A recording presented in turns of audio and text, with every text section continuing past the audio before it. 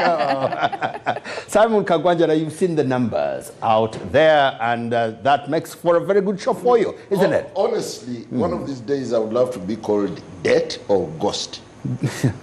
Chicho ononyeza ddala. Bampite date naye nje ku sente.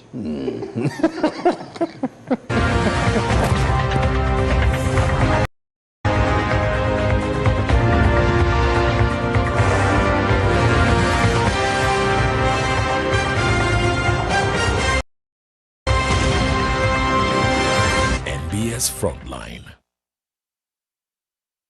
Uganda has officially presented the 84.2 trillion shillings national budget. The budget for 2026-2027 financial year is expected to rely heavily on domestic tax collections, with government projecting to raise approximately 44.5 trillion, representing 52% of the total expenditure. To achieve this target, Parliament recently passed a number of tax amendment bills, including new levies on fuel and construction materials, among other products.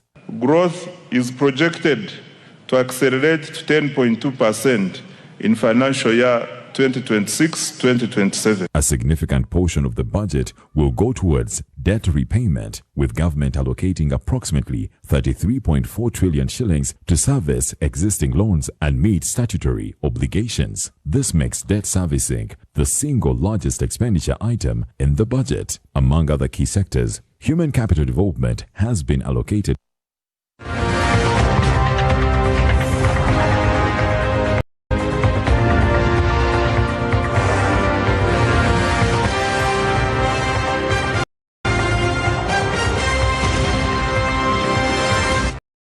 Frontline.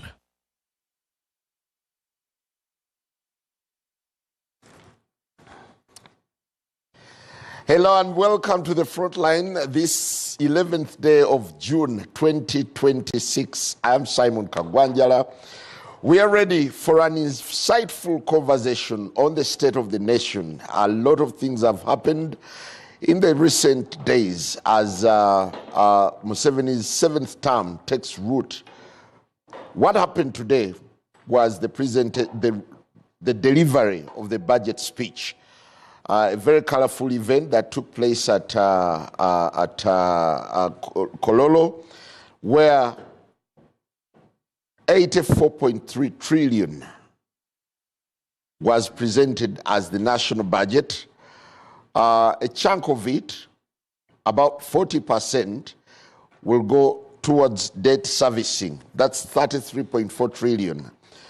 But all this prompts quite a number of questions. Does the budget align with Museveni's dream, the Kisanja Hakuna sleep? Well, the theme for this year's budget has been full monetization of Uganda's economy through commercial agriculture, industrialization, expanding and broadening services, digital transformation, and market access. Does the budget really speak to where the government wants to take the nation? Well, we'll be examining all this, plus we'll also be looking at other things that have come to define Museveni's 7th term. There is an impasse on the cabinet. As we speak, 4 slots remain unfilled over a stalemate regarding dual citizenship. How can it be resolved? That and much more will be answered by my guests tonight. Honorable Dixon Kateshumbwa, Member of Parliament, Shema Municipality. Honorable Lubowa Sebina Javira, Member of Parliament for Nyendo Mukungwe. Honorable Paul Omara, Otuke County, and Honorable Semuju Ibrahim Nganda, our frontliner and Secretary General for the PFF. Good to have all of you and a very good evening. Well, I'll start with you, Honorable Semuju. You were very instrumental in the formation of the budget. You actually issued a minority report to this. What is your take on what has been presented today by Honorable Musasizi? The 84.3 trillion budget will be financed by collection of taxes, I think about 39 trillion. We will also have money from other sources, local government, petroleum revenue, that will raise 44 trillion. And then government intends to borrow, I think, about 36 trillion. The moment you hear that the budget is gone up, the first thing you need to ask yourself, how is it going to affect you? The Honorable Omara and Kateshuma, we were members of the budget committee. There has been a change with the pay. Government is going to correct more money. Government is coming for your salary. So people are hearing budget speeches, they think they're talking about agriculture. Starting July 1st, they are coming to pick part of your salary. Because there was a revision on threshold, and people who earn, I think, was it more than 10 million? Yes. They're going to take 40% of your salary. So if you are earning 10, 4, they are coming for it. I think you're being an alarmist. That's what it means. Okay. So if you earn 10 million and the July 1st clocks know that government has come for 4 million from you, you're going to remain with 6. If you are using petrol, you buy petrol for your car, the prices are going to increase by at least 200 shilling. Today, a liter is at 6,550. July 1st is going to go up at least by 200,000. And there are many other taxes. So people listening to budget speech, you need to find out, because government now tells you are going to raise 39 trillion shilling. They're not going to sell cows. They are coming for your money, mobile money, those who are using data. So if you have clothes on your body, if you use airtime, they are coming for your money. That's what it means, July 1st. So that's how we are going to raise the 39 trillion, if we will ever, I know we may not, to finance the budget, and you're going to borrow 36 trillion. Is this a budget where you tell people to tighten their belts? They should, because they are, see, we are going to borrow, but they're also coming for your money. And then, so that's one side of the budget. The second side is that this money, the big figure that you are hearing, you've already noted 33 trillion is going for debt servicing. 33.4. Yes. You have 9.7 going for salaries and wages, but there are also other things that go with those. So the money that is going to go with salaries, wages, and it's going to be about 14 trillion. I was doing calculation last night. And then the money that we will service government employees, the Auditor General put the figure at, I think, 360,000, is about 8 trillion. Money for fuel, money for vehicle, for seminar, money for inland travel, travel abroad, money for donation, special meals and drinks. That comes to about 8 trillion. So you have a budget, 33 trillion will go towards debt servicing, 22 trillion you're going to spend on government employees, just numbering about 400,000. And that's, I kept quarreling with both Omar and Kateshum, because NRM has made everybody to believe that actually they are going to spend 1 trillion and get people out of poverty. Because you have 1 trillion for PDM, that PDM, it targets 39%, 35% of the households in Uganda, about 14 million people. So 70% of the budget, you have classified expenditure at 2.6 trillion, 70% of the budget is already taken. taken by debt servicing, taken by government employees, taken by classified expenditure. What remains is just about 25 trillion. That's what Mr. Museveni has. Can it spur the economy? 25 trillion. Which economy? Next financial year, we are going to borrow 36 trillion. 11 trillion is external financing, they call it. It is very good language. You're going to borrow about 11 trillion to finance projects.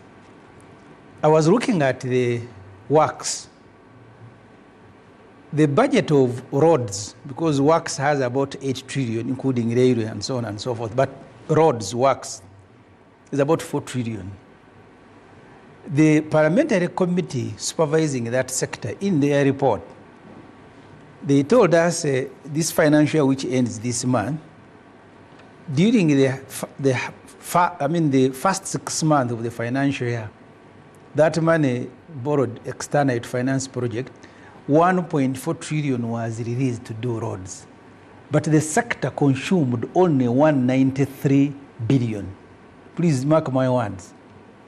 1.4 trillion released to do roads, externally borrowed, but the absorption capacity of the sector was 193 billion, just 13% of the money released. The reason? No counterfunding. And the committee observed that this 4 trillion now allocated to roads, if the absorption capacity remains at 13%, it means that the close of this new financial year beginning July 1st, we will use just about 600 billion. So the roads are broken. I was looking at Kampala, where all of us live. Kampala has 2,000 kilometers of roads. Only 700 is done. Your capital city. You're supposed to have rights to write the city, 42,000 rights in Kampala. You have just 7,000. This is the capital city where everything starts. So in a nutshell, to answer the question you have asked me, we have a huge budget of 84 trillion. Near half is going for debt servicing. What remains is for government employees numbering 500,000, less than 500,000. The rest of you are crowded in 25 trillion. And the ones who have taken the biggest chunk of the money today have collected at Kororo. These Omaras seated, clapping. The money for PDM, yay, PDM. All of you, 45 million people are crowded in 25 trillion. Thank you. Honorable Omara. Honorable Semuju seems to paint a very ugly picture of the budget. For you, what is the good, bad, and ugly in this budget? And how does it align with Kisanja, no more sleep? Coming after Honorable Semuju is always a very difficult task. But let me explain to the citizens outside there that the budget presented this evening by the Minister of Finance is actually a very good budget, which will answer in the main a number of issues that affect the citizens of Uganda. Let me start from the revenue side for the citizens to appreciate the progress that we have made so far. In 2021, when we joined Parliament together with Honorable Semuju, the domestic tax revenue was around 19, 20 trillion shillings. 5 years later, where are we?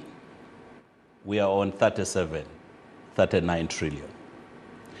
When we came in 2021, where was our GDP of the country? It was $33 billion. 5 years later, where is it today? Is $69 billion.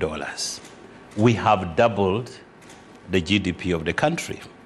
And so, if you look at the budget which was presented today, the domestic revenue is projected to be at 44 trillion shillings, which is 52% of the total budget. So we are making progress.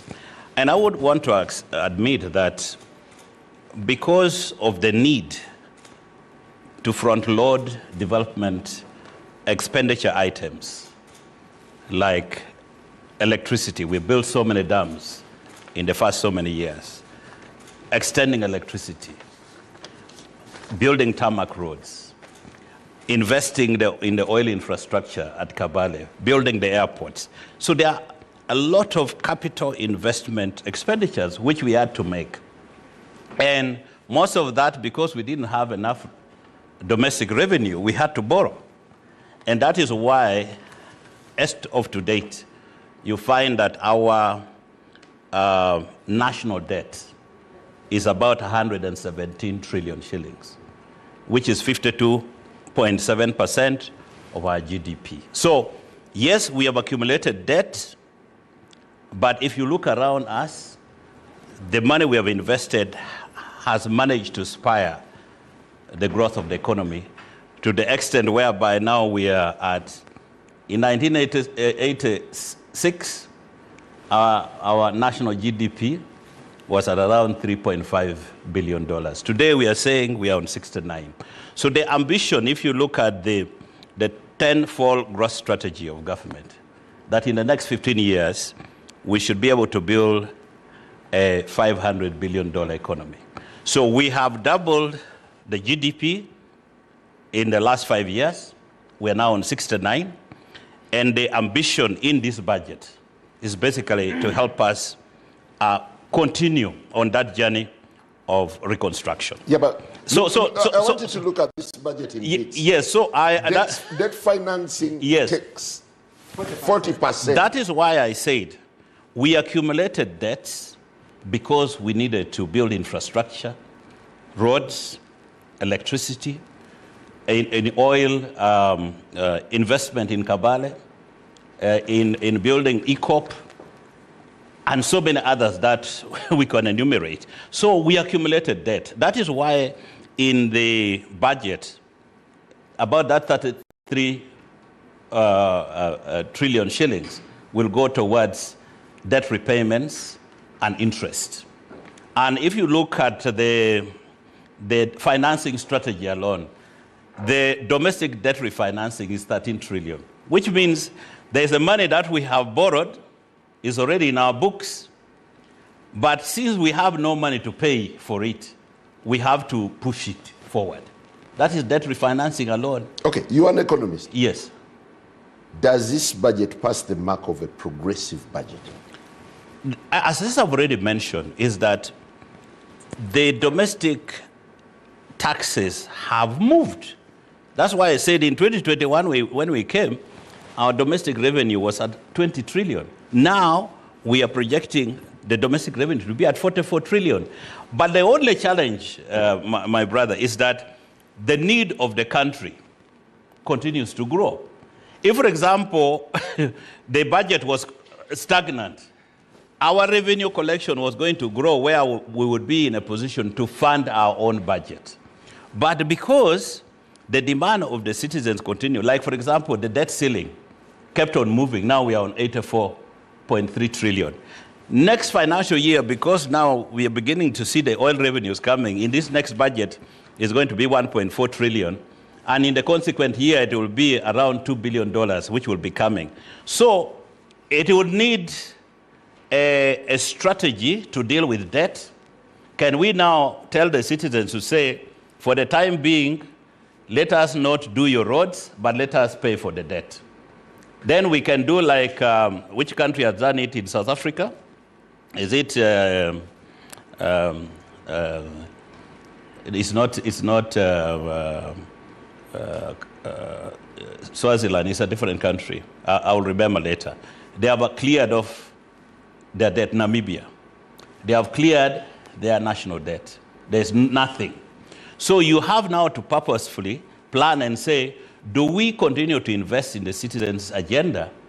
Meanwhile, we incrementally pay for this debt, or do we focus on debt, clean it, so you tighten your belt so that every money we get, whether it's going to, we're going to pay 80% of our revenues towards debt, and we borrow less And you don't cry and say, government, you are not helping us to fix these roads. So the demand of the citizens... So in essence, the budget puts the country in a dilemma. The debt sustainability is there. Domestic revenues continue to grow. The priority agenda which is being focused on is under the ATMs, which focuses on agricultural development, on tourism, mineral development, and basically on ICT and technology. For the benefit of our viewers. Yes. Agriculture got a paltry 2.2 trillion. Yeah. Seriously speaking, you allot 2.2 trillion to agriculture, and then you say you want to grow the agriculture sector. But remember that there is also other enablers. For example, over 1.8 trillion is going to be invested to help the private sector to grow. So it's not that the money that government puts to agriculture will be the one that will spur it. It is basically a comprehensive plan. So if government builds road infrastructure, for example, where 10 trillion will be invested in building infrastructure, the railways, the roads, the water systems, that would enable that local person who is growing the vegetables, who is growing their maize, to transport them easily. So if, for example, you come from northern Uganda like me, from Lira, from Pakwach, if the meter gauge railway is completed through Gulu up to Pakwach, so if I have 1,000 bags of maize and I want to bring it to Kampala, I don't have to hire trucks to be on the road, which is very expensive. I'll put them on the meter gauge and bring it to Kampala cheaply. So sometimes you excite me. The president was in Usoga. Yes. He said these pharaohs are using the Tamaka road to dry cassava. But how do you expect the president to come and now create wealth in your own homes? So what do you start That is with? why the work of government is development. And government has put wealth creation initiatives, like the one it doesn't want to hear about, the PDM and the Myoga. Let me tell you, in the last term, this term which has ended, government injected over 4 trillion shillings in PDM. That is money that went directly to the 36% and what's who are not yet in the money economy. We have not yet started recovering, but that money, 400 million shillings, is already within a circle in a parish. Down in my parish, they already have 400 million in their circle, which has never happened.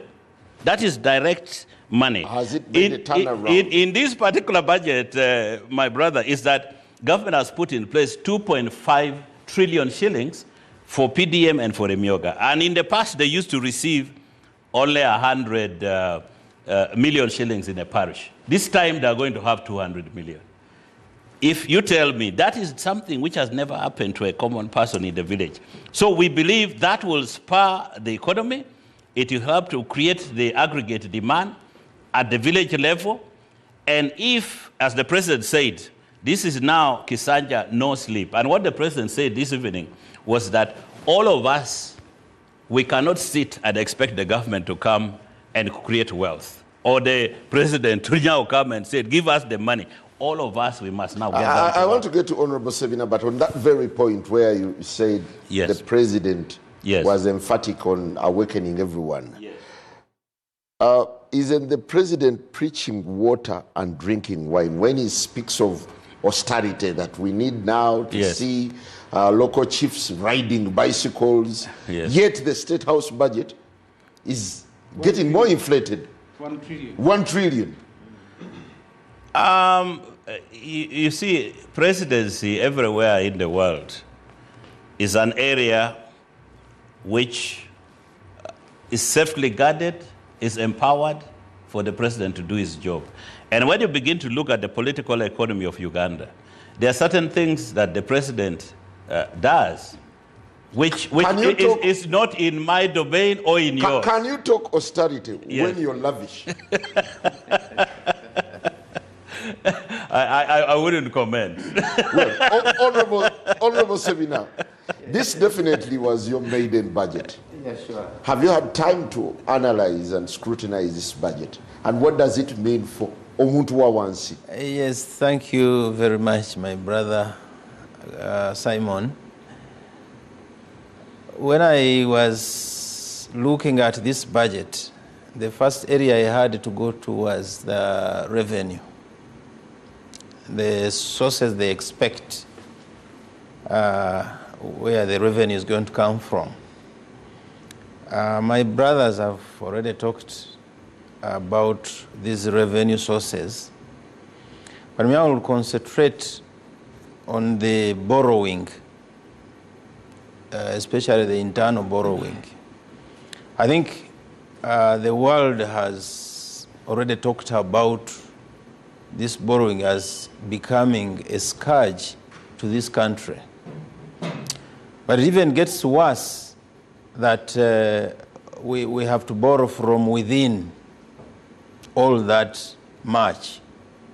And that would mean that the government is going to compete with this local trader, this local manufacturer, with this, who is going to run to these banks to borrow some money. And now, if the government is going to compete with these local investors and business persons for these funds from our local banks, then it will be a disservice to the business community. You know very well that every money lender, every bank cannot compare a local trader with the government, even in terms of recovery of funds. But if we are going to borrow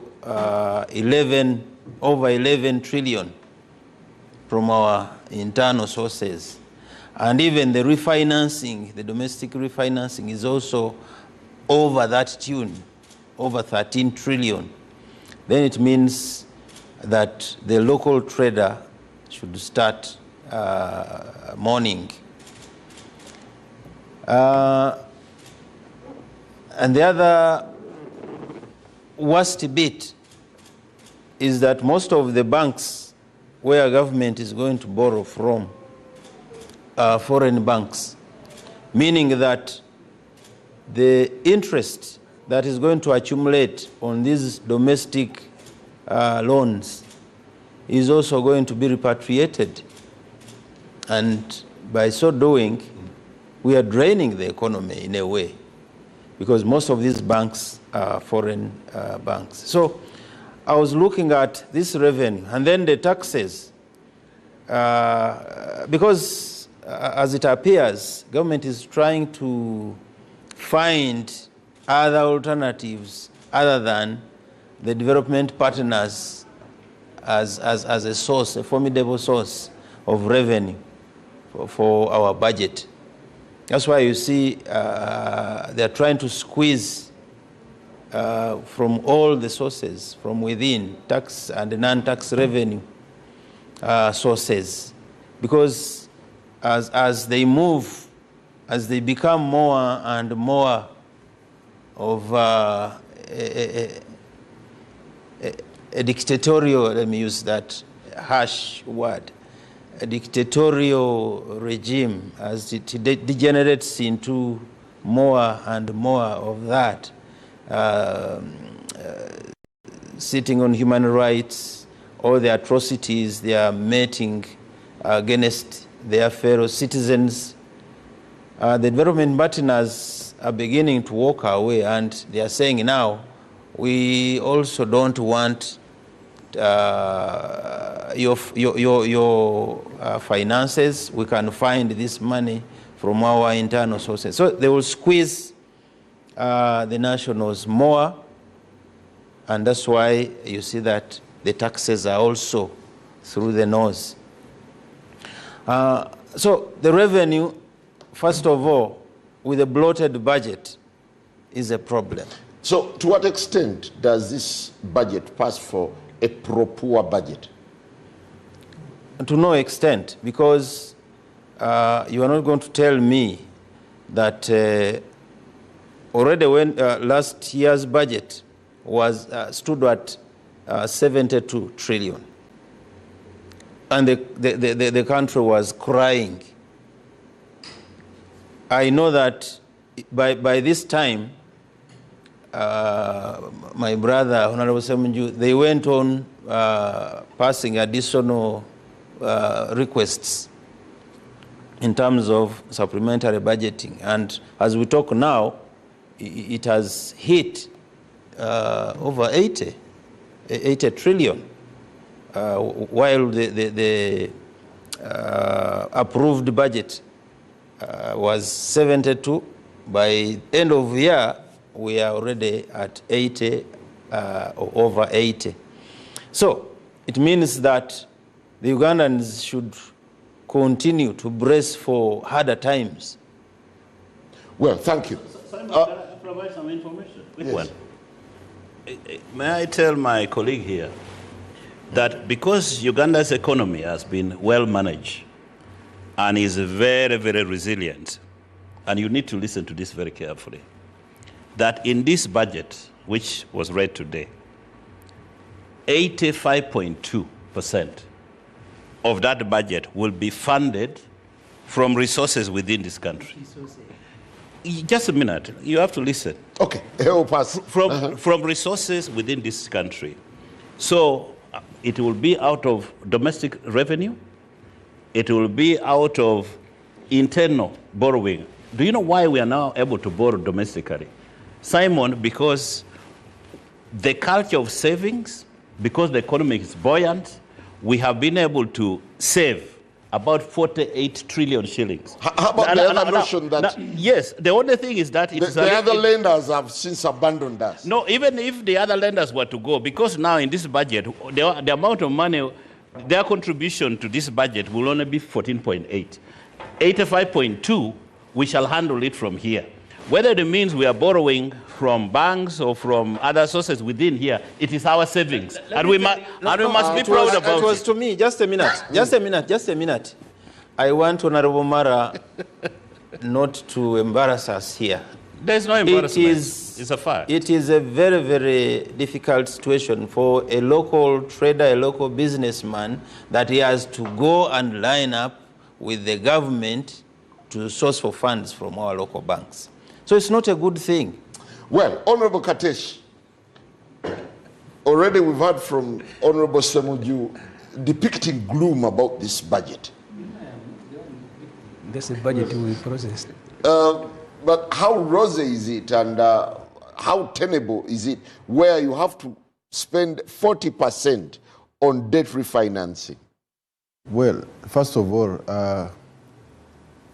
the Honorable Semunju, when he came to Parliament in 2011, that year, the former Minister of Finance, the Honorable Maria Chwanka, read the budget, and the total resource envelope in that financial year was 9.84 trillion. Total resource envelope. At that time, the revenue correction was about 5 trillion. So, you are talking about not long ago, we have had members of parliament who have been in that parliament. I don't know whether that year, whether Honorable Semunju was on budget, but the entire resource envelope was 9 trillion. We are talking about 84. That is how far we have gone. In that year, the export receipts were around 2.4 billion exports. You are talking about $18 billion exports.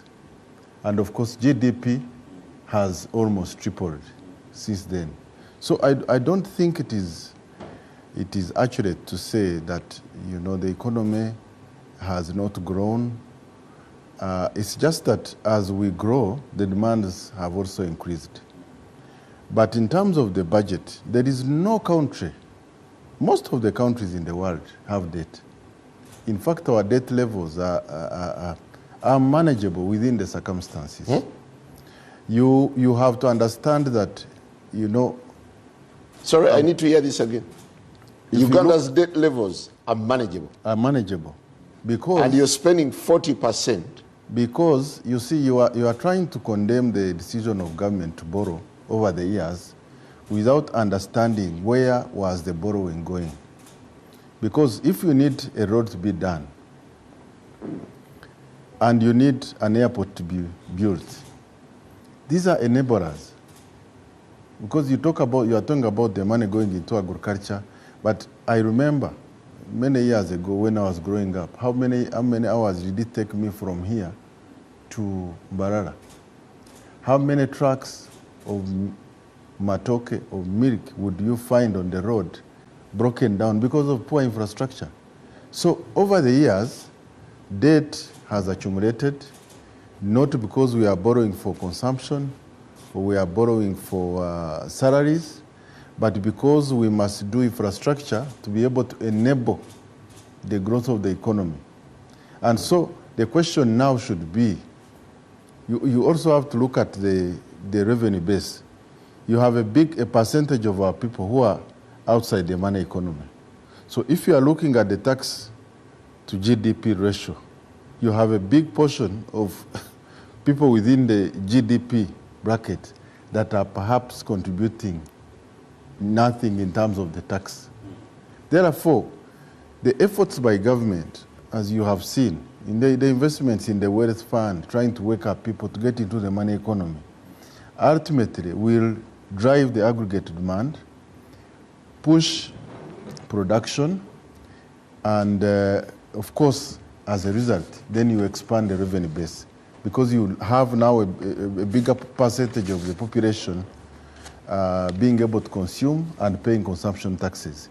And over the years, that's how you grow the revenue base, and you are able to slowly by slowly reduce debt or borrowing. But your tax register has got less than 6 million people that are carrying the burden. So you must get as more people into the money economy so that they have money to spend, and when they spend, then you can collect the revenue and be able to finance your needs. Otherwise, even someone who does not pay tax or contribute tax, when he falls sick, he needs to go to the hospital and find medicine. Honorable Katesh, I want to take you back to the theme of the budget. They say full monetization of Uganda's economy through commercial agriculture, industrialization, expanding and broadening services, digital transformation, and market access. Where are the priorities that align with the theme? Of course, if you look at the ATMs, and we've talked about agro-industrialization, about 2-point-something billion that has been put. But in addition, for you to be able to promote agriculture, you must be able to promote the factors that enable the production of agriculture. You need to have roads, you need to have electricity to enable agro-processing, you must secure your markets. Do you imagine how much has been put in agriculture? Because you are looking at poultry, 2.2 trillion. So, okay, if you produce the goods and you are not able to transport them, look at the amount of money that they have put in to revive the standard gauge rail. What is it going to help? It means that if you are able to export your coffee, the enablers of you to export the coffee have been catered for. Do you know how many times the standard gauge railway has appeared in the budget? Honorable Semuji, you could help me here. No, I can explain, because you see, you wanted Uganda to build a railway, a standard gauge from Malava to Kampala without having a connection on the other side, because it's a regional project. So until Kenya committed to extending the SGR to the border, there is no way Uganda was going to start building a standard gauge railway that connects from nowhere. So what happened to the first allocation? Which allocation? There was never an allocation on SGR because it was not. You could help me here, Honorable. There has been money allocated to. It was for meter gauge, and that meter gauge is now around 66%. For the standard gauge railway, for compensation, I think more than because the total compensation will cost Uganda about 800 billion. At the moment, I think government claims that they have compensated the project-affected persons from all the way from Maraba up to around Wikwe. So we have spent so far more than 300 billion on compensation. So we have always had money for standard gauge railway in the budget, not as much. But I want to invite my friends who are still in Parliament to read the reports of their own committees, reports of committees chaired by NRM. We are going to spend 2.9 euro, about 10 trillion on the standard gauge railway. If you read the report of the committee on infrastructure, the Islamic Development Bank is going to contribute about 410 million euro. Uganda is contributing, I think, 72 million. We don't know where the rest of the money will come from.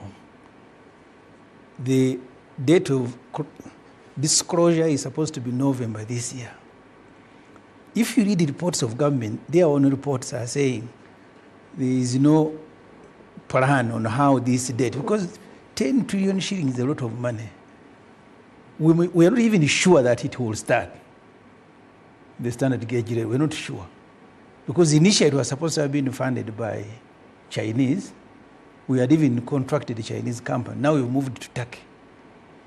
So the theory of what they present in a meeting and the practical part of it are completely different. Honorable Katesh, you may continue. For me, I think that there has been commitment on the side of the region.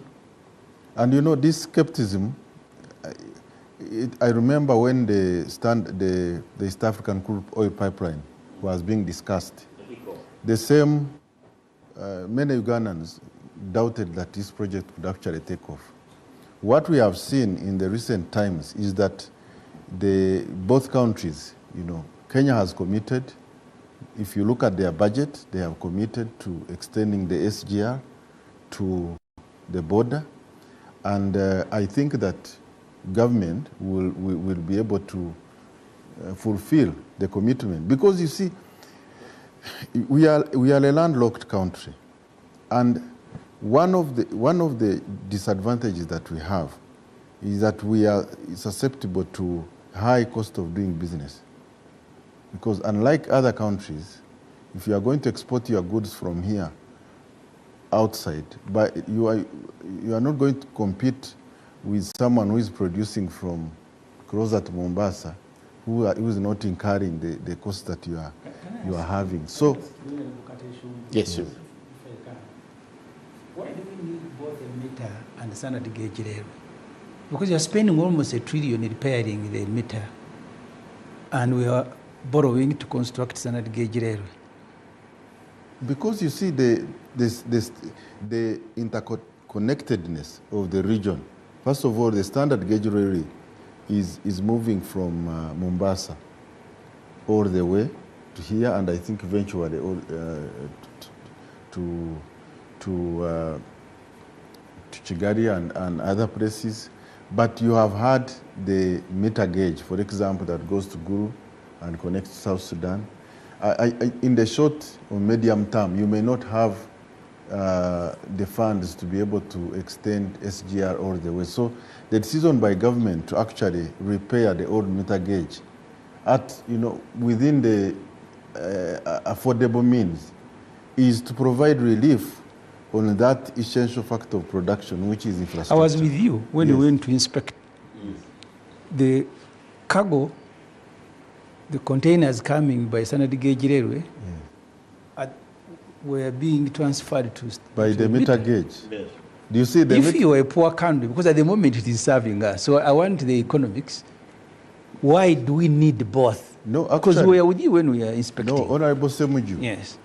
The railway line, the old meter gauge that brings containers to the borders, would actually lift about 100 and would not have capacity to take on, one single lot. So, for me, I think you have to look at the. First of all, you had the existing infrastructure. It just needed to be repaired, and then you can be able to provide short and immediate term relief.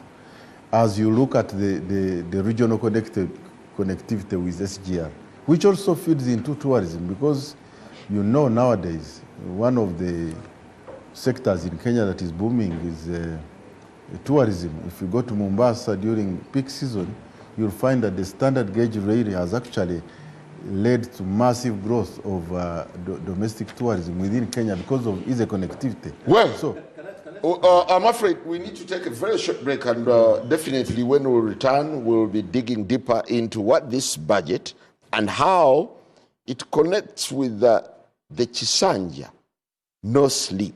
We'll be back.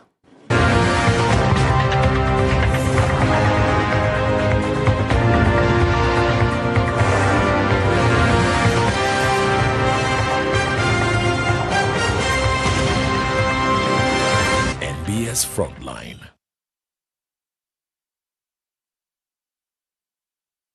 Can I have a light, please? What is this? Castor Light, the best testing light. Try it. Try it, try it, try it. Da, da, da, da.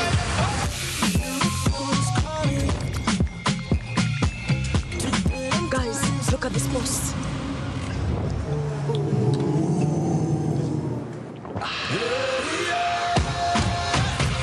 Nothing hits like extra cold. Castle Light. Try it. In a fast-moving world, why are we still stuck with paperwork? Signing here, stamping there, moving from office to office. It's exhausting. Now, there's a better way. With UG Pass, you can securely prove your identity, sign documents, and access government services anytime, anywhere. No delays, no stress. Everything is instant, safe, secure, and government-backed. UG Pass, your identity secured. Available in the Apple App Store and Google Play Store. UG Pass is a product of Nita Uganda.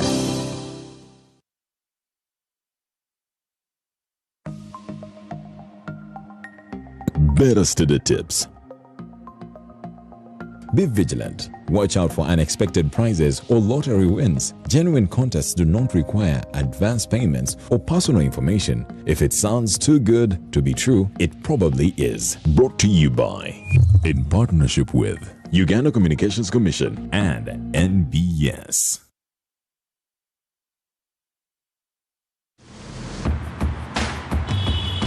Final episodes of this spellbinding saga to crown the new Premier League kings. Haaland saved. Ahmadashvili's gone the right way. Big moment.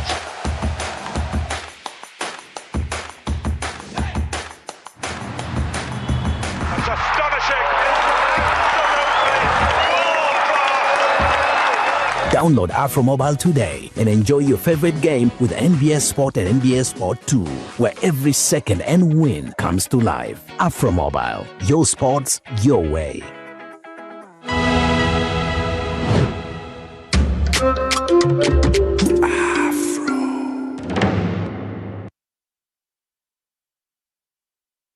The National Mosquito Net Distribution Campaign is back. No one should die of malaria in this era. It is your responsibility to chase malaria from your home. The good news is that the government of Uganda has once again started distribution of mosquito nets under the 5th Universal Coverage Campaign, also known as the Under the Net campaign. Under this exercise, 1 mosquito net will be distributed per 2 people in every household. A village health team member, a community health extension worker, also known as a CHU, and the LC1 chairperson will move house to house to register members of the household in preparation for receiving their mosquito nets.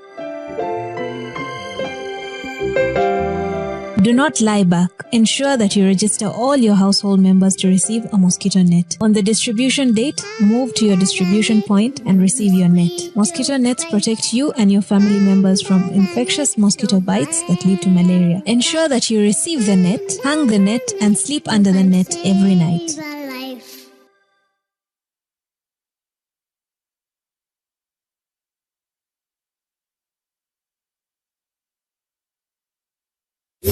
Don't let your mornings be boring. Switch it up and start your day with a bang. Omukwano alone, it means love. For example, if I say Nino Mukwano erigwe, it means I love you. You know what it sounds to me? Sounds like I have a friend who is stupid. You know the emphasis on the mkwe. Ate mkwe pikida. Mkwe pikida. I'm coming to pick you. Catch the Morning Switch Monday to Friday, 6 to 10 a.m. only on 106.1 Next Radio. Why pay for someone else's repairs?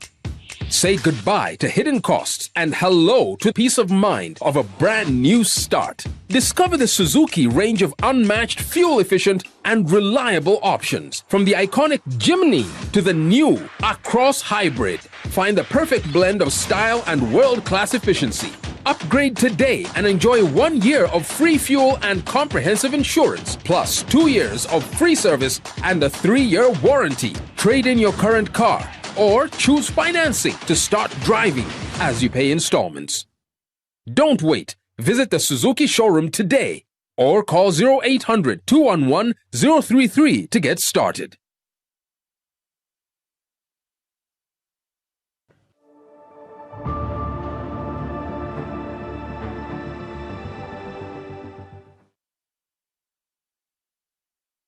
Kampala International University invites students, parents, alumni, partners, stakeholders, and the general public to the 33rd graduation ceremony to be held under the theme Fostering Sustainable Innovations and Future-Ready Graduates Through Competency-Based Education. Be part of this historic celebration on Saturday, 13th of June 2026 at the Kampala International University Western Campus, Ishaka Bushenyi, as we recognize a new generation of competent, innovative, and future-ready graduates poised to shape the future. Experience this memorable occasion as KIU honors excellence, achievement, innovation, and the transformative power of education. The ceremony will broadcast live on NBS television from 10 a.m., connecting families, friends, alumni, and well-wishers across Uganda and around the globe to every moment of pride and accomplishment. For more information, call 0788-126-849 or visit www.kiu.ac.ug.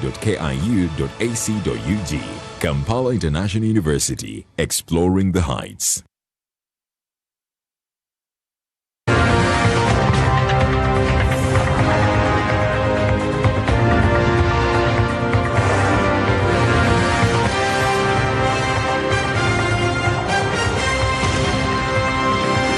NBS Frontline.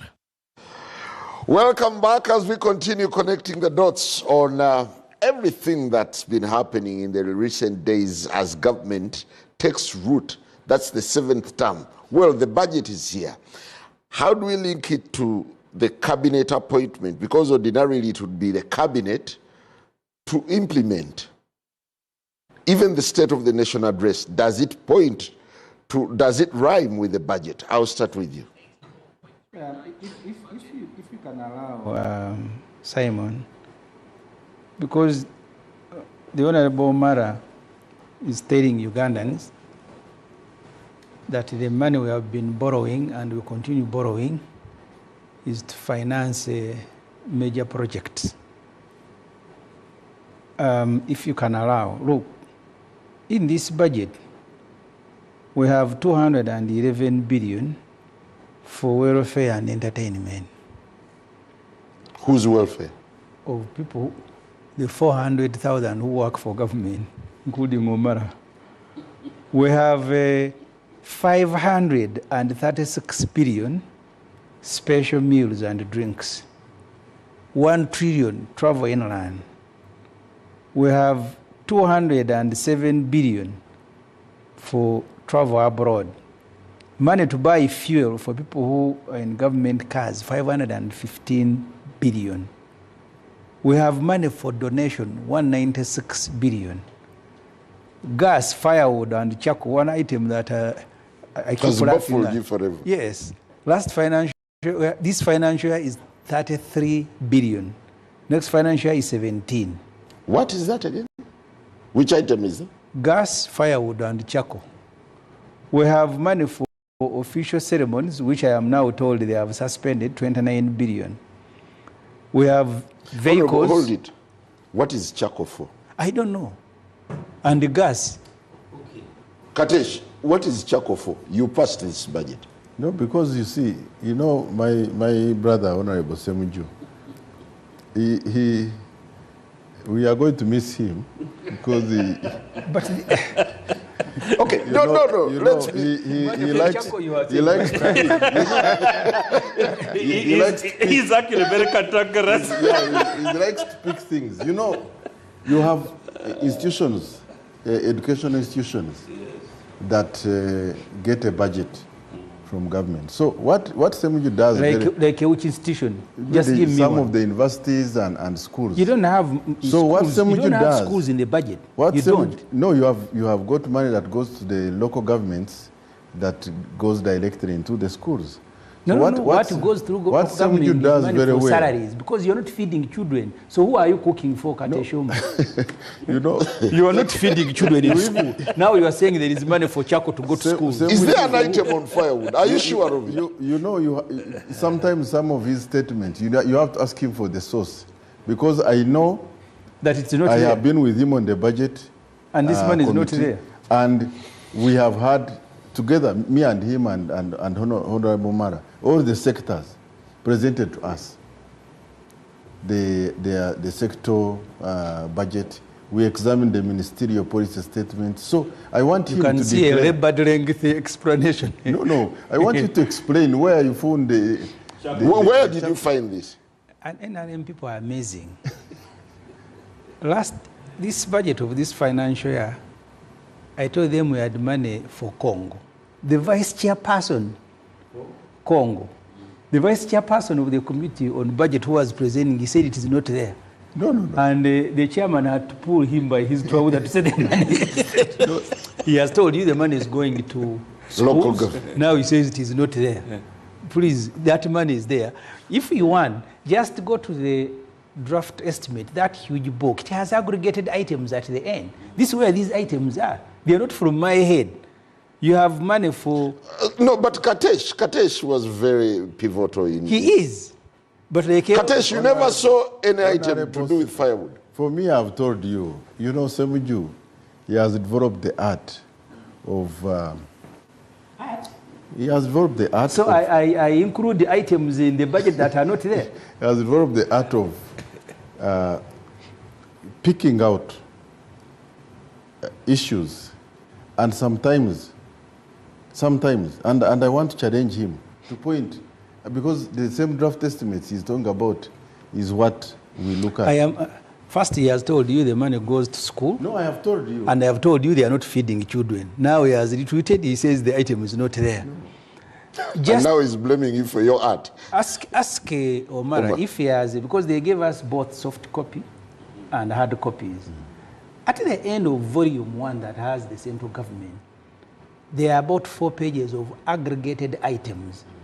For you, if you want to look, and you see, he sits on the budget committee. Our work is even to look at procurement plans. So we must know who is buying how much firewood for what. And he's admitting, he never looked at it. No. We have vehicles for the new MPs, 166 billion. We have... how much is given to each vehicle? 350, it's a contribution, 315 million. We have money for furniture, which is 84 billion. Workshops and seminars, 337. The total of this, I don't have to exhaust the list, is 8 trillion. So I was only responding to... So it's 8 for consumption? We borrow for consumption. If you read the 4th National Development Plan, National Planning Authority is complaining, but being a government institution, politely, that the targets most likely will not be made. And what do they say? The cost of public administration is gone high. In fact, they put it at about 70%.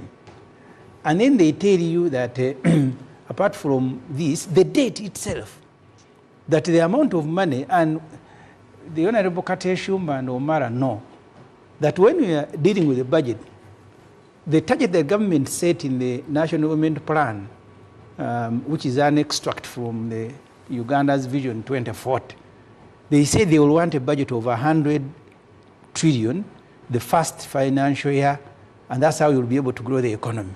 But the money is not there.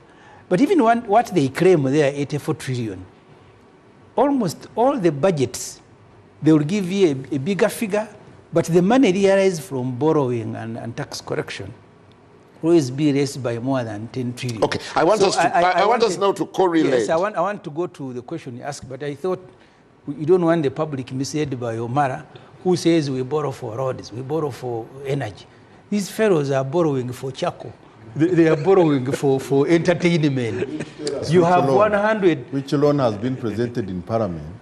You can quote on all the loans. You've been in Parliament longer than us. So you have forgotten that we have borrowed 8 trillion for paying salaries. Tell us which when loan. we are borrowing from Amarogo in Kenya, what was that money for? No, didn't we broke it? No, we just broke the source, but you went and borrowed. No, the money we picked there from is no commercial loan. As far as I've here. been in Parliament, I have not seen any loan brought in Parliament and passed for consumption. So where is the money for firewood coming from?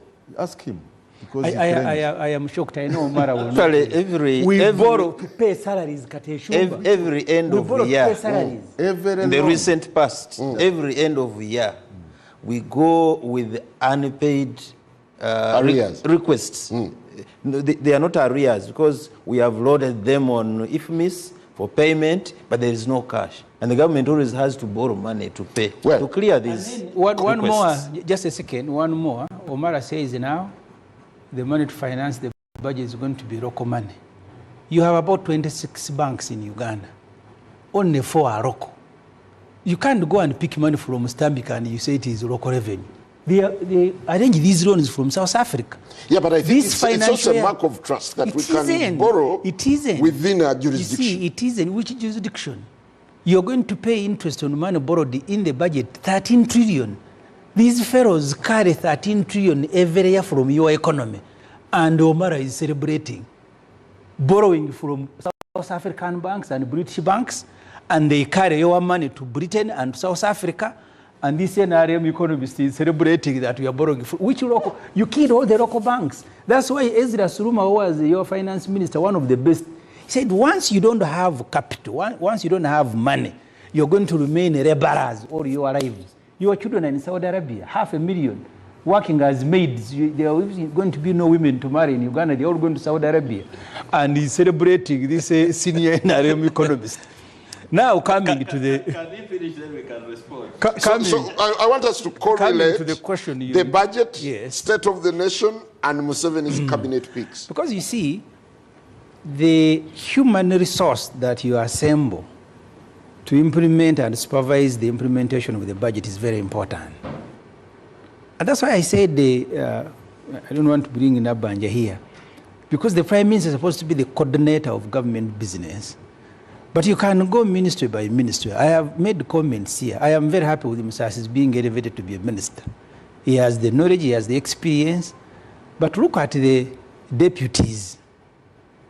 I am told one of them, because Museveni keeps speaking to people who are around him, some of them former babysitters, he makes them ministers because they are the ones he interacts with.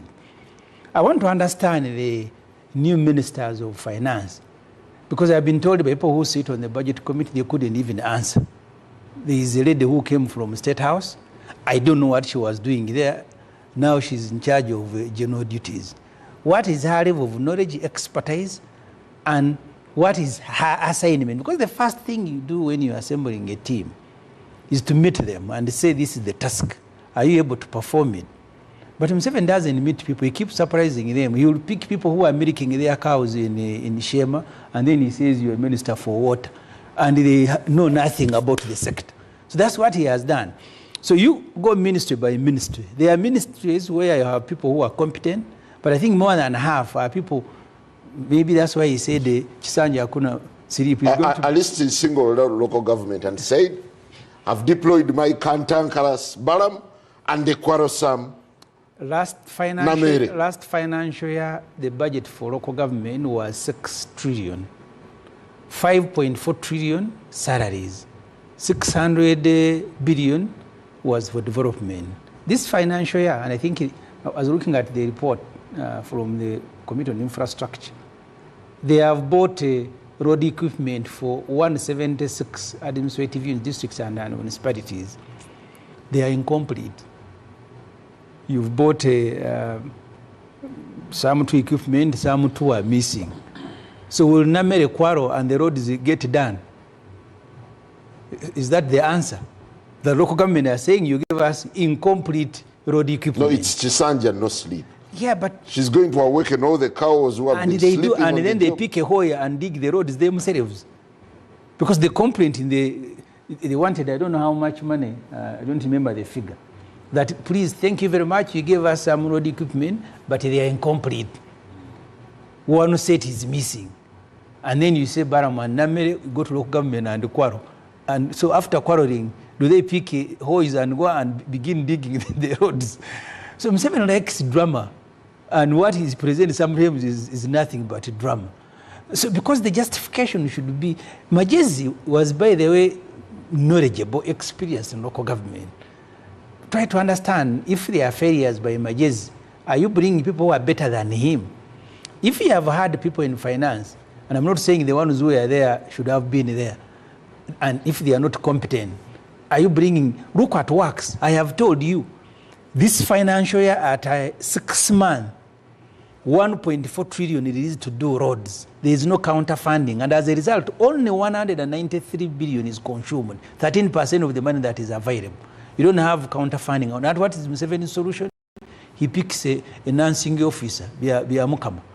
That guy, his qualification is a nursing officer. Yeah, but he's been a state minister. Does it matter? So a nursing officer for you is the one who will fix works problems. Will go and negotiate and read the contracts, and he understands them and commits you. That is his qualification. You ask him, you can please bring him here, and he tells you his qualification. Some of the ministers even don't have the basic qualifications. They don't have. And Museveni has done that before. You have had parliamentary appointments committee turning away people. So the question you're asking is a very serious question. Assuming the money is available, do you have the right human resource to go and implement the budget? And I'm saying in only a few dockets. Thank you. Honorable Mara, is there the will and the human resource to implement this budget to the letter? President Yoweri Museveni normally says the challenge number one is about what needs to be done. And so after assessing and finding what to be done, then you can pick who to do it. As I think, just like this evening with a high sense of humor, he said when he was moving around the country, literally, from one place to another, there were a lot of complaints around PDM money being stolen. A lot of problem, PDM. So many unanswered questions. So maybe that might have formed his decision to say, maybe Honorable Magezi, and he would call it, said he would call him on phone and said, what about this? Have you resolved this? So he said, I have finally found a cantankerous guy and a quarrelsome woman too, and let them go and quarrel there. So he has found what the problem is. Don't you find this casual, rather casual? So you just... Merit has been reduced to madness, cantankerousness. No, I think, as I said, that was he said it with a great sense of humor. So he finds out what the problem is, ministry by ministry, and he selects the most suitable people to go and do the job. And so if they fail, and he even warned them, he said, if you fail to perform, I will sack you. That is his message to the ministers. So whoever is appointed to lead, to be part of a ministry, a team, then I think the first gun has been shot. The bullet has been fired, that it is Kisanja, no rest. If you don't perform, I will come for you. Well, Honorable... So the responsibility is the executive Honorable Sevina, the opposition was also rallied to join the president in monitoring the projects to ensure that the beneficiaries and that there is fiscal discipline. How, do you heed the president's call?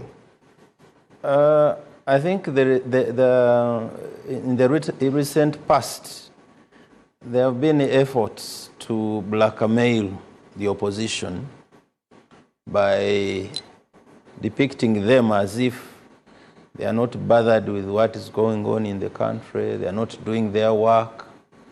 And you'll find that every failure that the government is experiencing, they find a way of also bringing in the opposition.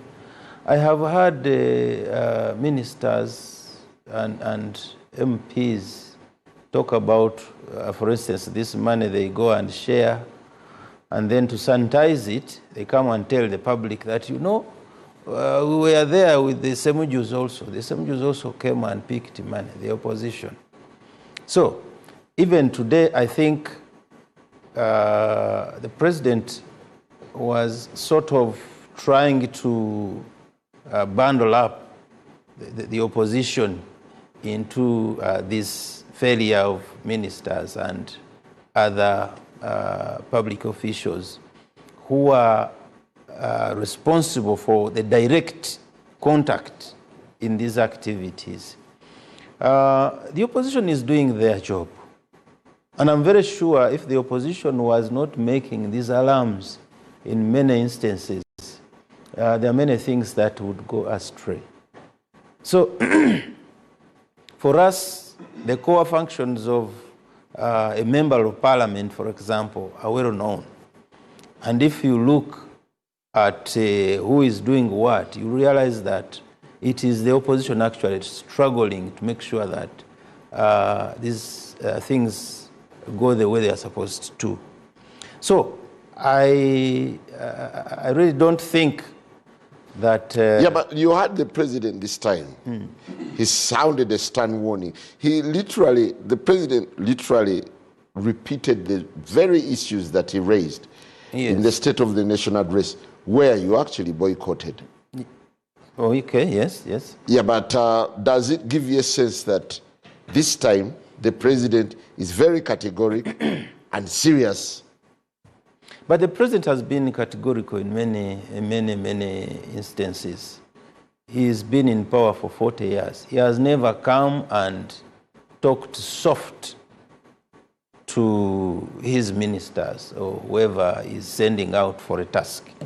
He has always been talking like that. But when we go down to scrutinize the way he behaves with some of these would-be approaches by his team, you find that at times I would say he's responsible for the failures of these people who are supposed to carry out these tasks. Do you feel the frustration of the president where he says he's let down by his own?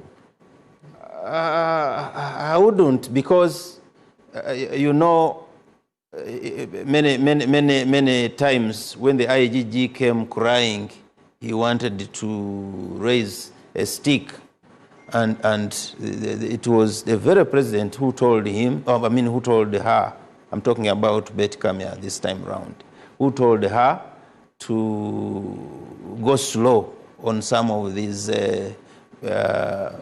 findings that Betty Kamya had come up with. So I think some of these efforts that are meant to fight corruption, for example, to fight this laziness we are talking about, these reports that come out from the Auditor General year after year and they are never acted upon, I think there's no way you can come out and blame the opposition for all these weaknesses. Thank you. Honorable Katesh, the three moments that have defined Museveni's 7th term: State of the Nation, the impasse on cabinet. Up to now, we still have 4 slots that are vacant because the president nominated pushed their names and they were rejected. Now we're also looking at the budget. How do you correlate these? First of all, I want to, my brother here, he comes from Masaka district. Masaka City. Yes. He's been elected as a member of parliament on loop ticket, but the moment you take the oath and enter parliament, you carry the responsibility to your people. Masaka district, it is vote 888. I don't know whether you have actually taken responsibility to look at the amount of money that has been appropriated for the city under that vote and the district, and actually gone deep to see within that budget how much money is going for roads, how many schools are going to be touched, how much money is going into inland travel. Because you see, what the president has been consistent about in the last addresses, the State of Nation, the budget speech, also when he addressed us as NRM caucus, he's been emphasizing the role of us, the leaders. Because we come here, you know, his party was very clear during the campaigns. They wanted to abolish PDM, okay? This is on record. Now you are a member of parliament. PDM is there. I don't know how many parishes you have, but the president is taking the responsibility, saying, look, you, the members of parliament, I have put money into parishes in the last 4 years. I think more than 4 million people have got money under the parishes, the 10,589. So you as members of parliament, as leaders, go back to the people and look at where we are putting money. We have 1 billion that goes into the roads. We are members of the roads committee. What is our role? So for me, I don't want us to say, you know, it is government, it's not doing, opposition is doing its part, but you have to be very specific. Let's go into specifics and say, look, if money has been appropriated for my constituency, do I actually follow up? How can we mobilize our people? Even though we did not support, your party did not support PDM, but now this is a flagship project that is targeting many people to get into the money economy. Actually, I'm sorry to interject.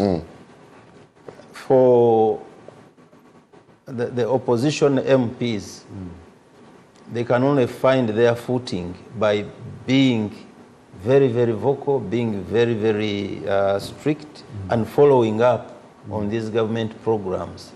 And for us, we point out these weaknesses, and reports are made.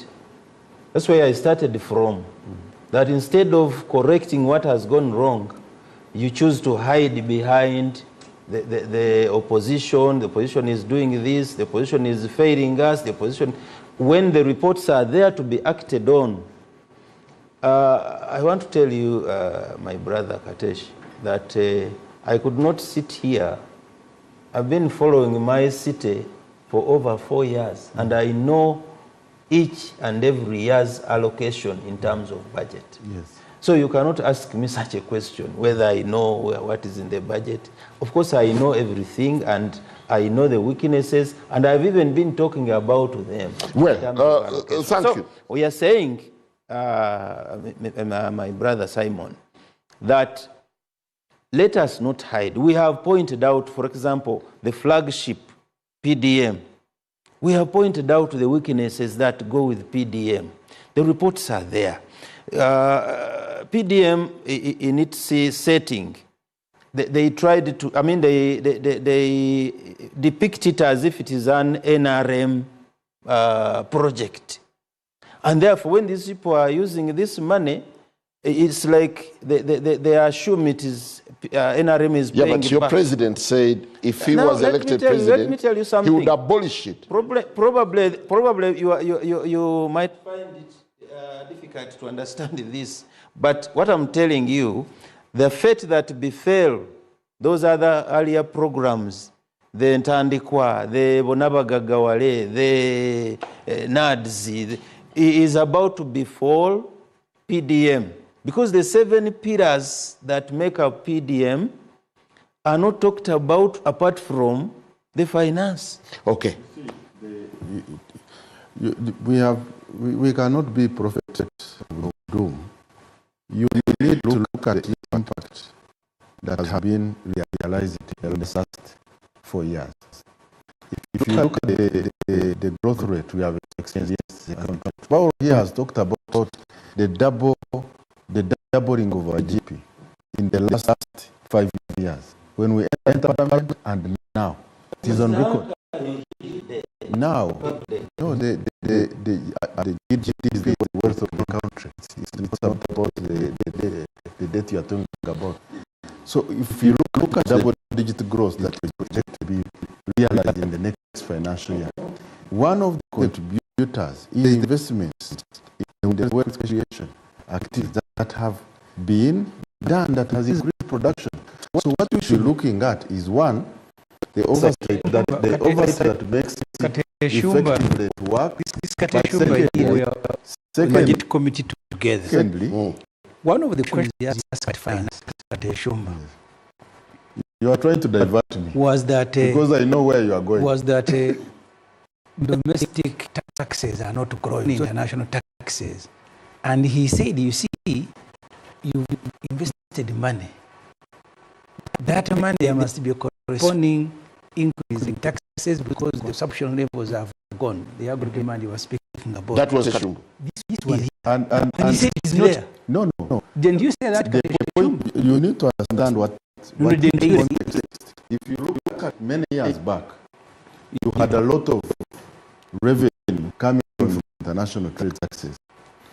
Over the years, because of increased investment in industrialization in the country, there has been a turn around that more and more domestic revenue now supersedes the taxes from international. Did you make some assertion to the fact that simply because this point I'm making, simply because that you have had import substitution, we have had a positive trade over the years.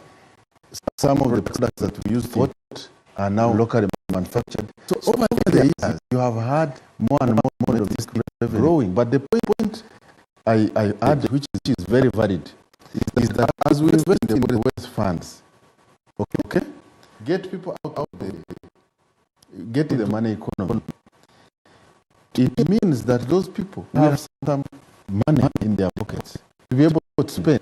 And so over the years, we should be able to see the consumption tax. So you're at home with what he said? He said, you see, and that's Simon, just a second. Contradiction. I even included it in my contradiction. He asked the question that because of so many wealthy funds that you guys are running, how comes the consumptive taxes are not growing? And he said, you see, women, as a measure, women who have money, you will see the taxes going up. And I said, I'm going to quote that. Simon, he's walking away from his conversation. Simon, let me paint a picture. Just a rate of growth. Because it's only time that you expect now the expansion of allow his interjection.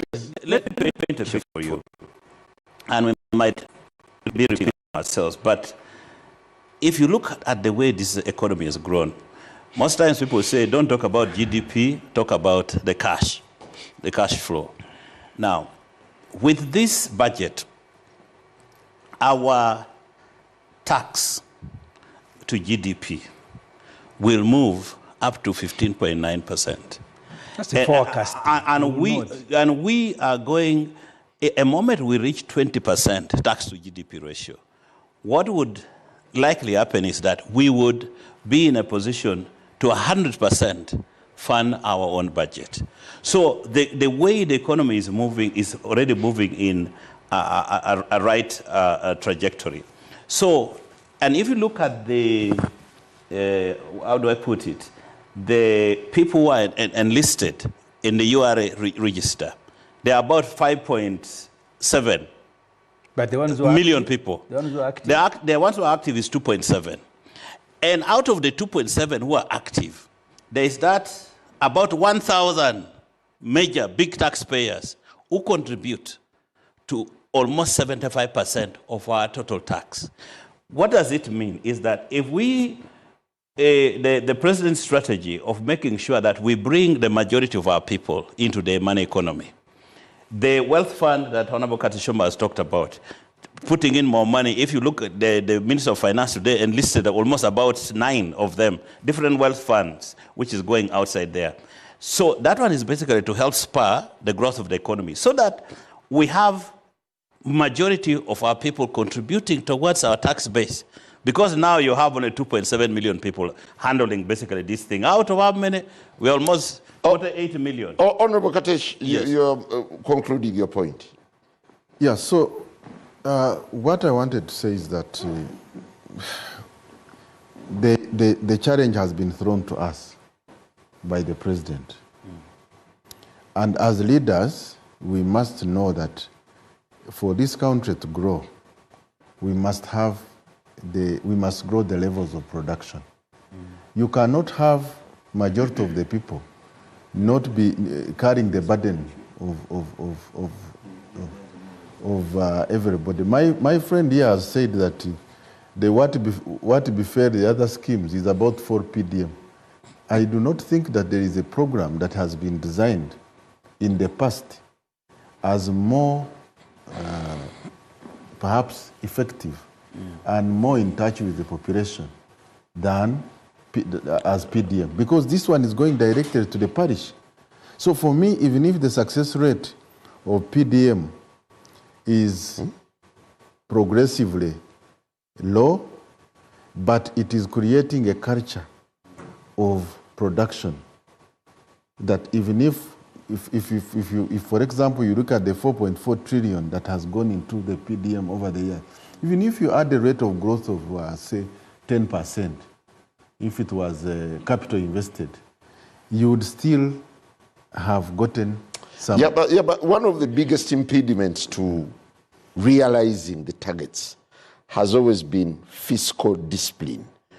When you listen to the president and look at what is on the ground, do you get a sense that this time there will be a bit of discipline working within the limits, the boundaries of the budget, or it is business as usual? The truth of the matter is that we've all talked about the issue of fiscal discipline, but also beyond that, being able to do oversight. Because, one, we need to look at these projects. And for me, strengthening the committees of parliament to be able to do oversight is very, very, very essential. Yesterday we passed a law. The National Economic Committee must be able to monitor the implementation of this law. We must be able to look at the Ministry of Agriculture and Water and say, if we have invested money, for me, what disturbs us over the years is the issues of commitment. Yeah, but I think it's also self-defeating to say the National Economic Committee passed a law. It is not there. They don't have a committee on national economy. No, I have said. Parliament. They don't have a committee. Yes, the Parliament followed the rules. Honorable Semuju knows to pass it, whether by consensus we agree or not. But ultimately, when the Committee of National Economy is formed, together with the sector committees of water and environment, you already passing loans. They should be able to. They should be able to look at this. Process Honorable Katesh, at this you are already passing loans before you constitute committees. I thought that NBS was covering the proceedings of Parliament yesterday. Yeah, but because I'm surprised. You are on NBS. Intimidating you now. I'm surprised that you actually don't know. You are on NBS. So, my point is that let's look at the substance. No, yes. There are irrigation schemes that have been promised to be done. And so the question should be, can we effectively ensure that if we have borrowed money to put up irrigation schemes, they are done on time, and we are not paying for commitment fees because of our inefficiency. How was yesterday's loan passed? I have said that I saw NBS journalists covering the event. So I am surprised that Simon Kagwanjara, you are asking how it was passed. Yes, procedurally. How is a loan passed? For the benefit of our viewers. The Speaker of Parliament evoked a rule, if I don't recall, Rule 8, because of the circumstances. What I heard from the motion of the minister is that they had limitations in terms of the time within which they needed to take on this loan, beyond which the cost was going to be. Is that regular? The offer had a deadline of 13th of this month. Beyond that, we were going to have, it was going to be extremely expensive.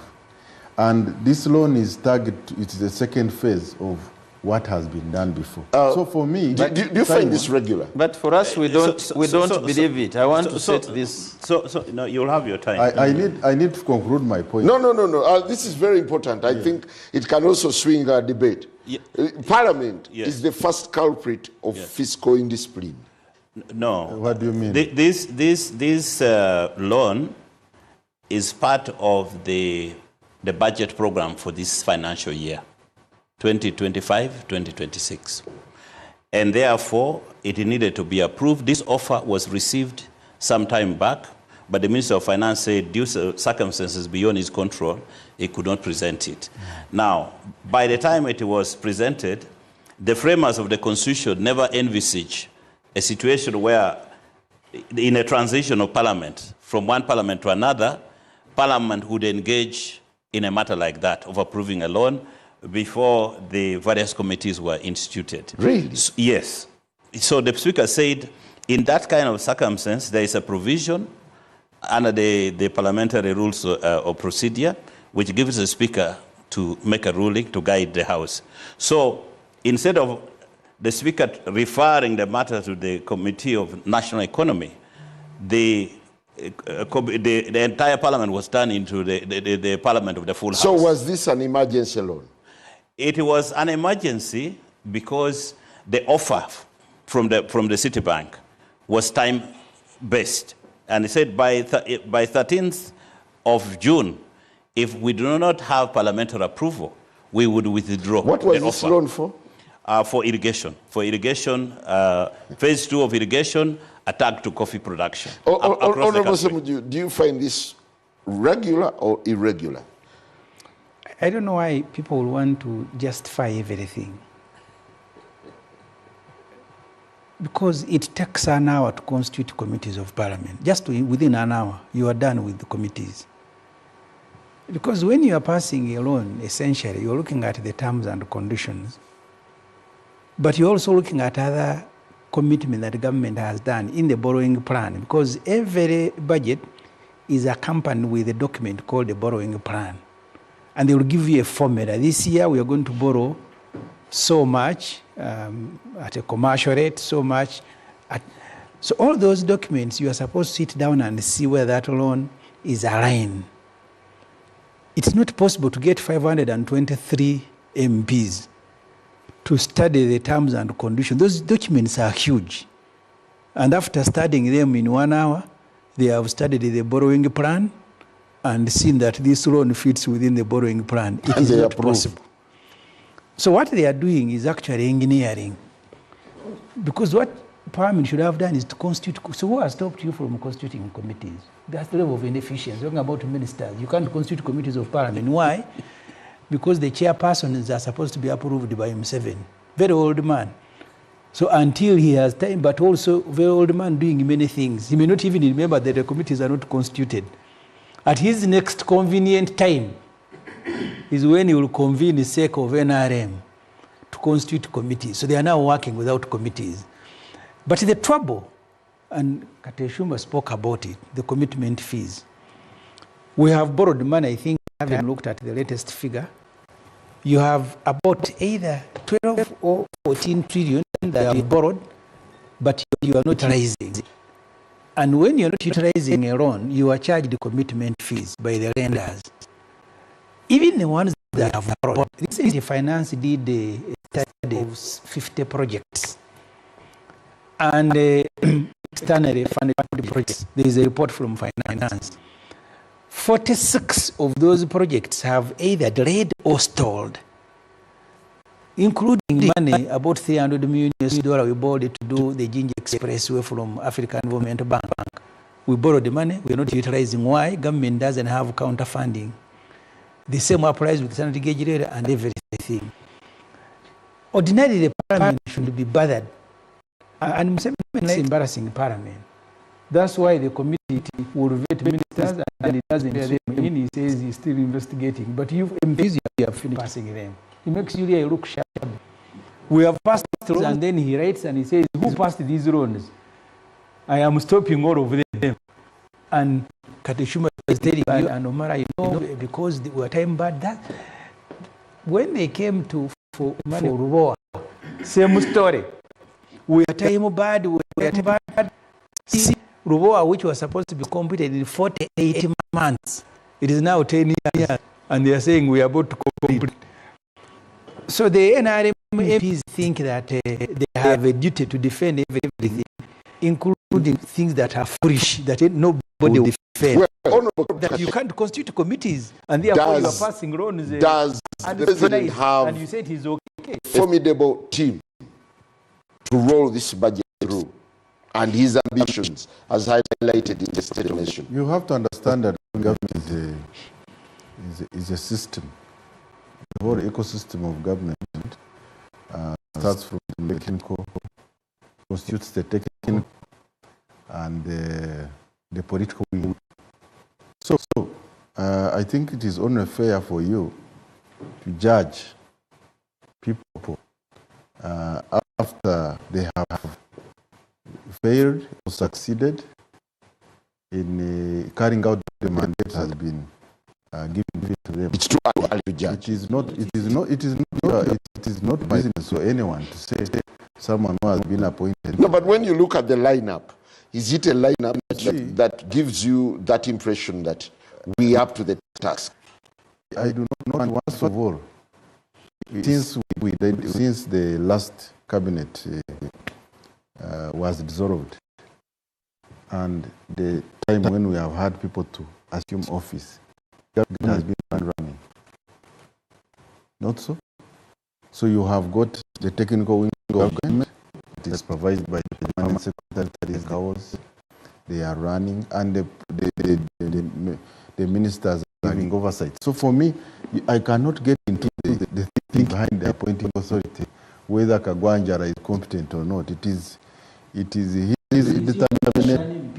My duty is oversight, legislation, budgeting, and appropriation. You cannot say it's not your duty. It is your duty 100%. You are asking me to say this one is not fit.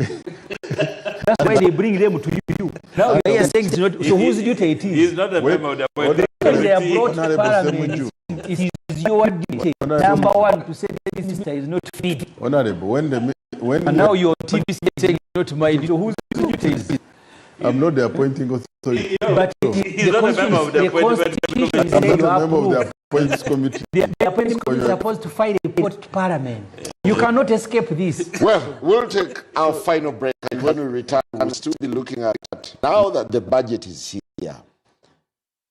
As Ugandans tighten their belts, how best can the country swim within what is available?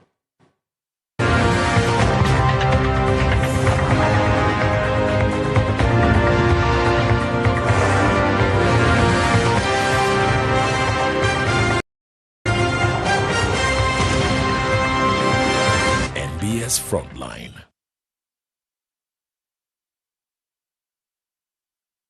In a digital world, not everything is what it seems. False stories today spread faster than truth, leaving us all wondering what's real. Disinformation misleads, misinformation misguides, and spreads confusion and fear.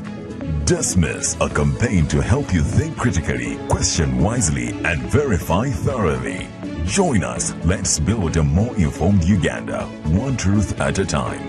Dismiss, inquire, verify, confirm. Together, let's fight fake news.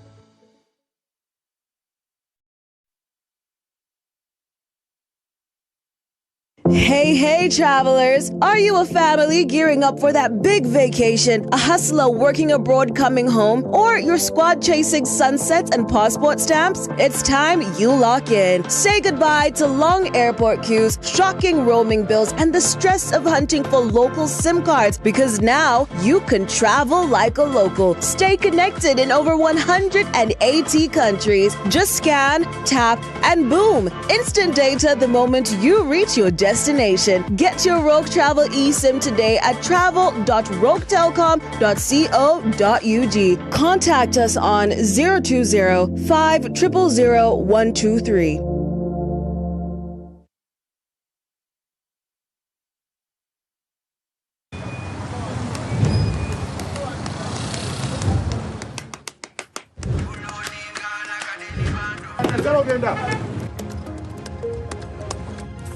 And that's it for today. Till the next episode.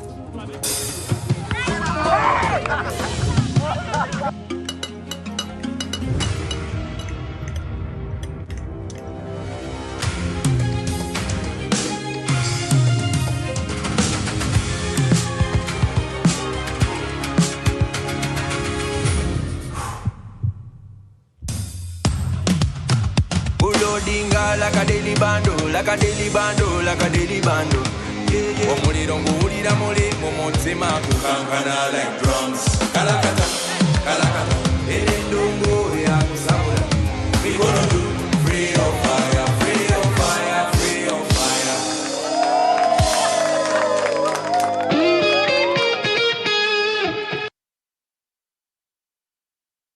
Across Uganda, the parish development model is paving the way for prosperity, helping families transform their lives through strategic farming practices, like the 4-acre model.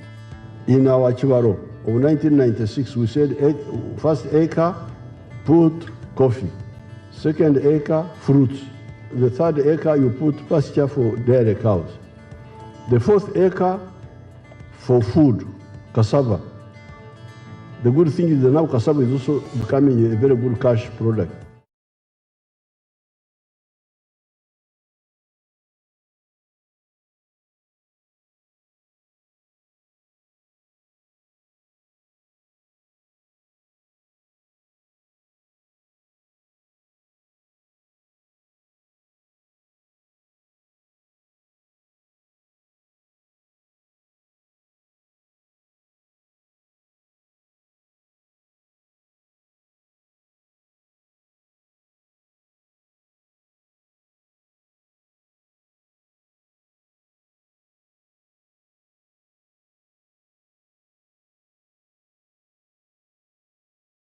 $10,000 tilapia, we get in one harvest 20 million shillings.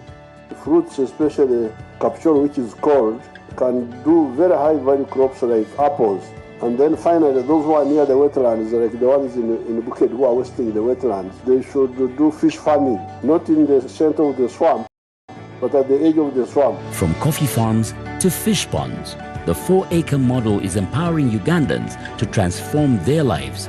The parish development model is your pathway to wealth creation. This message is brought to you by the Ministry of ICT and National Guidance. The world's greatest football celebration is on UBC on Star Time.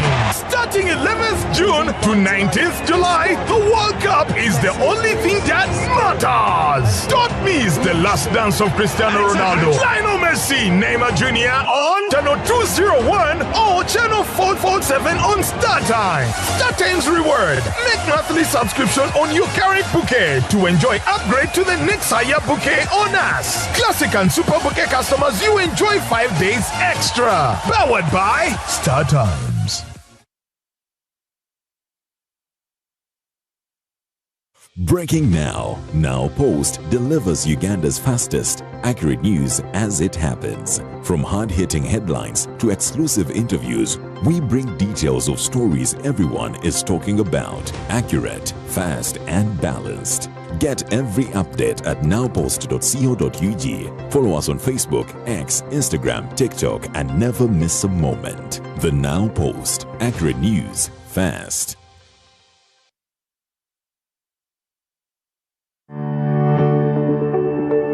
The Ministry of Health informs the public to remain vigilant against Ebola virus disease. Symptoms include diarrhea, vomiting, abdominal pain, fever, and body weakness. If you or someone you know develops these symptoms, seek medical attention immediately. Protect yourself and others by avoiding handshakes and unnecessary physical contact, washing your hands regularly with soap and water, or using an alcohol-based sanitizer. Cleaning frequently touched surfaces and avoid direct contact with infected persons' body fluids like vomit, stool, sweat, and urine. To report a suspected Ebola case, send an SMS to 6767 and type alert, or call the toll-free number 0800 100 066. Report early, protect lives.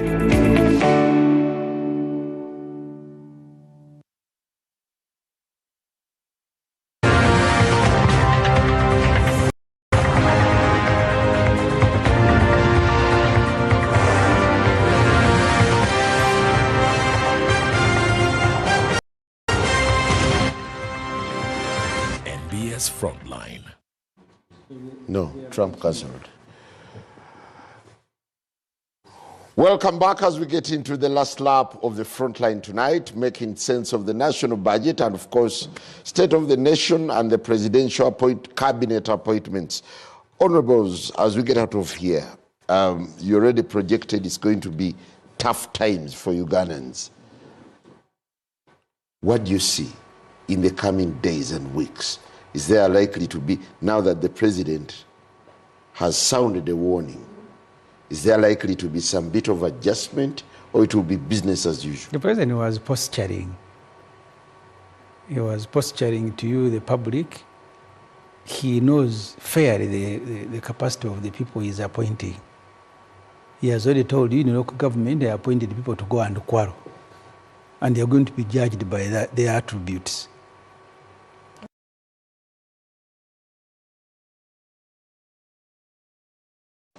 There are others he gave appointments by the virtue of either family relationship, by what they have done before, including people who are tired.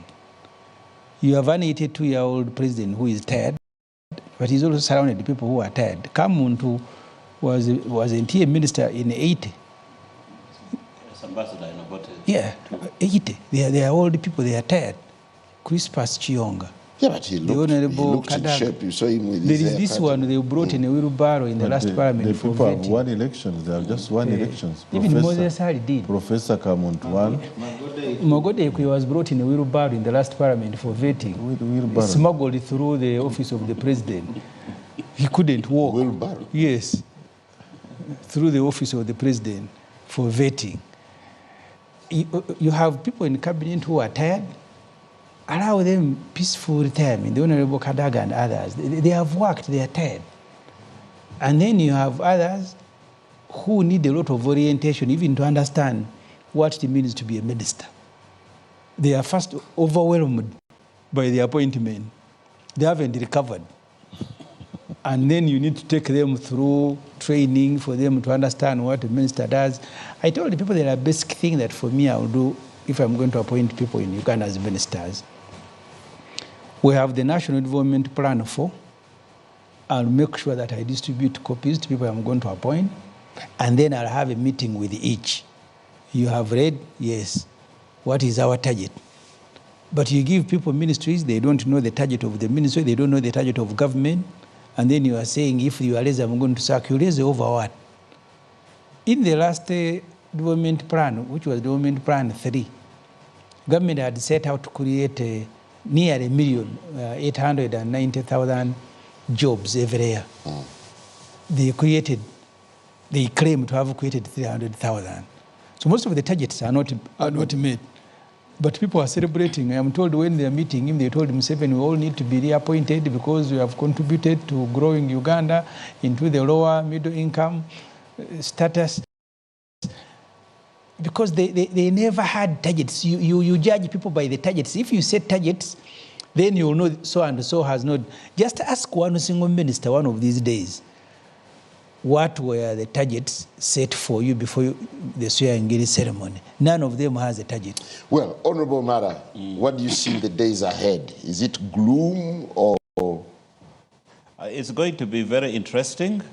As you said, I think the ministers will undertake orientation. Currently, there are various ministers are handing overs and the new ones are entering in. The permanent secretaries are there. As Honorable Kateshuma said, they are the technical people who run the ministries. They will have to orient the ministers to know the critical issues that are there. I think the president almost on 3 occasions have been talking tough about, to the political leaders and the ministers that this is Kisanja no sleep. Hopefully, he will be able to act if people don't perform. So I think the signal has gone throughout the country, and people are aware that corruption will be fought. I think from Kampala and also in the local governments. And Honorable Namere is going for them, the local government officials. To quarrel? Not to quarrel, to cause some action there. And we wish her well. As Parliament, the Right Honorable Speaker, Oboth, has already said he's going to empower the committees of Parliament so that they could function. And as committees of Parliament, we are going to hold the ministers, the MDS accountable. The Speaker? Yes, in terms of resourcing. The budget is already passed, not by the Speaker. The budget is passed, but that's how you people become subservient. So the Speaker, did he pass the budget? Why are you conducting results? I'm just asking, because you are saying he's going to empower them. We have already passed the budget for Parliament next financial year. Yes. And so we would, the moment the chairs of the committees are formed, then the business committee will sit. And the business committee would set the agenda for Parliament. And one of the things that personally I would want Parliament to do and the committees to do, to hold the executive to account. And we have passed the budget, and for them now to take action. So we need now to follow the money, Simon, to making sure that the monies are not eaten, that the money has been, there's value for money, and that the execution is happening according to plan. Thank you. Yeah. Honorable Javida. Yes, sir. I think you've started off with a lot of playing to the gallery. The other day, you absconded from State of the Nation. Today you turn up in black. Simon, by the way, is the shadow minister of finance. Finance, yes. Honorable Mara, you don't have to overemphasize that. The whole world knows that I'm the Minister of Finance. But there's something I wanted. No. Let's begin on that very note. The way the opposition is playing games. Yeah, I don't want to call it playing to the gallery because we need to send out our voices to be heard. And this is the way we have been doing it, and we will continue to do it that way. So what was sent out today? Today, and what impact did it create? We were in a mourning mood. Why? Because the government seems to be very adamant on the issue of human rights. And they don't know what injury they are causing to this government or to this country as they continue to behave, to be adamant against the people's plight in terms of human rights violations. So that's why. So you turn up in black and then what? We turn up now. Haven't you noticed it? Haven't you? And then? Then you have to think about it. If you are part of those Ugandans who feel things must change, you have to think about it. No, I don't want you to lose. I don't want us to lose what I was going to comment. Yes. Because Honorable Kateshumba wanted to. No, not even wanting, was saying that in the recent past, we've had a positive balance of trade, a balance of payments. Trade. You said trade? Yes. Because I was talking about the exports. Maybe you might have mixed it up. But what I wanted to say is that this government must know what they want to achieve, and after knowing it, get serious over it. You know, there has been talk that there's no need of people to go abroad. We have work here to do. You don't see why people should go to a desert when they leave this country dripping with the honey and milk. But this balance of payment that we are proud of now has been boosted by remittances from this. Thank you. Honorable Katesh, is Kisanja hakuna sleep starting off on a steady note or on a shaky note? The stage has been set, and my neighbor here, who is the shadow minister of finance, we are waiting to see what the opposition is going to present as the alternative budget proposal. We have already presented, maybe Honorable Katesh is not following. No. We have already presented our alternative budget, and what we are waiting to see is how much of it are you going to pick to help boost the performance of government. No, you see, once the budget is presented, so we expect you now to come forward and tell us. But where I agree with you, we are not going to have theatrics. If we had served the people, whether it is opposition or not, we have to be very, very serious with the roles as members of parliament. Yeah. We have to do oversight, and oversight at the center, but also at the local governments. Yes. And empowering the committees of parliament, the commitment, we have it from the leadership of the House. Yes. So I expect all of us to be able to, because if we sleep as members of parliament, then we cannot we expect our people to do what? Not sleep. So if it is Kisanja hakuna sleep, we must go down on the ground, talk to our people, follow up the budgets, and make sure that we actually see it that these government programs that we have budgeted for and budgets passed are actually implemented on time. Thank you, gentlemen. And of course, news, if you've been tuned in to Frontline, in the World Cup match between Mexico and South Africa, Mexico has won 2-0. That brings us to a close. Have a lovely night. God bless.